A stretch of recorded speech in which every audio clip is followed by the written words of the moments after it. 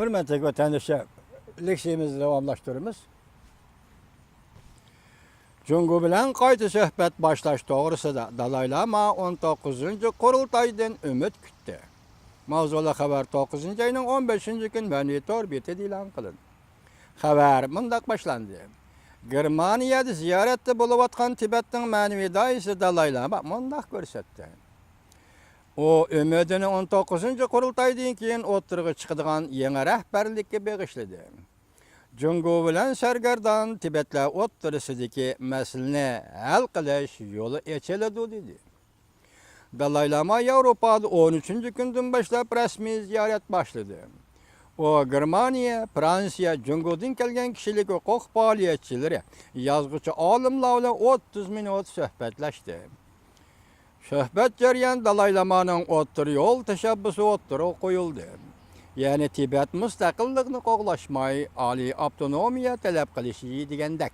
Biz nima degan 91-yil Amerika Qo'shma Shtatlari hukumati qonun loyiha ma'qullab Tibet tajovuz qilingan davlat degan edi. Bu yerda nima deyilyapti? Selishtiring vatandoshlar.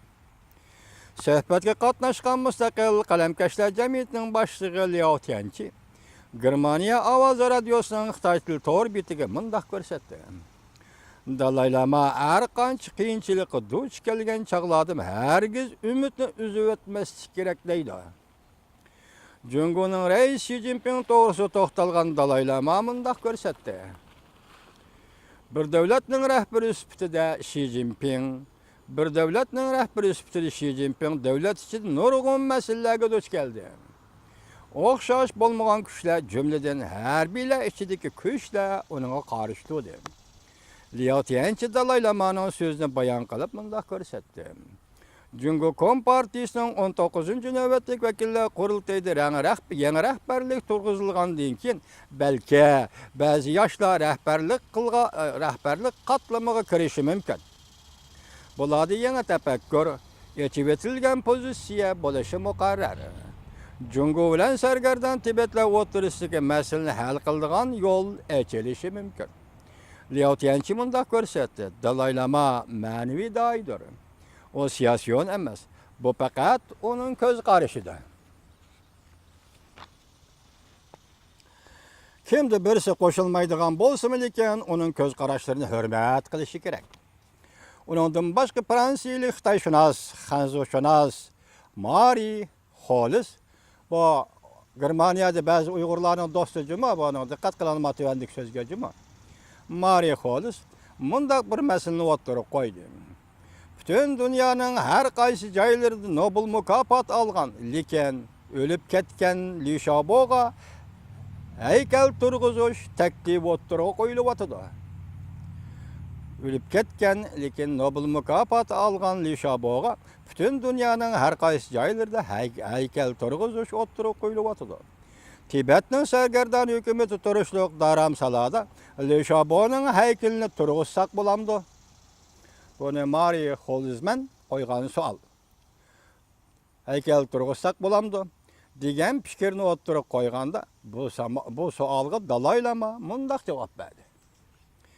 Bu siyosiyga chetishlik bir masala.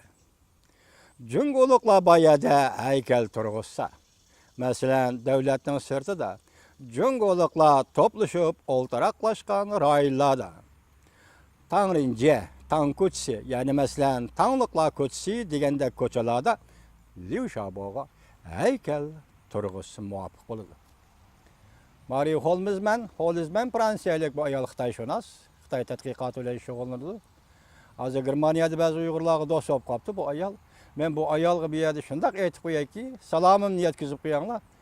Mari Xolisman xonim, uyingizga berib xo'jayiningizga kopiya qaytib bering. Uyg'urning ishiga, bo'libmi Uyg'urlarning ishiga aralashmang. Tibetlarning ishiga aralashmang. Leksiyamizni davomlashtiramiz, hurmatli vatandoshlar. Amerika Qo'shma Shtatlari Davlat Majlisi kam bo'lganda 17 million dollar Tibetga yordam xaraji tasdiqladi. Mavzula xabar 9-ayning 12-kunji kuni Amerika ovozining Xitoy til programmasi e'lon qilindi.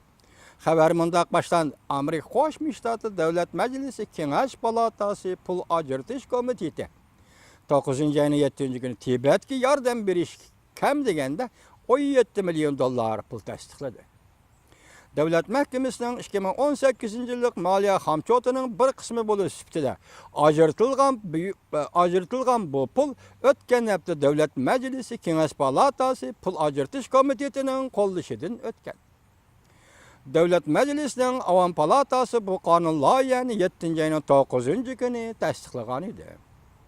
Bu qonun loyihasi Tibetli o'zini o'zi boshqarayotgan rayonlarda Tibetlar jamiyatida madaniyatni qo'g'dash, taraqqiyotni davomli o'rlatish ishlariga, ma'rif, muhit qo'g'dash ishlariga ishlatiladi deb tasdiqlandi.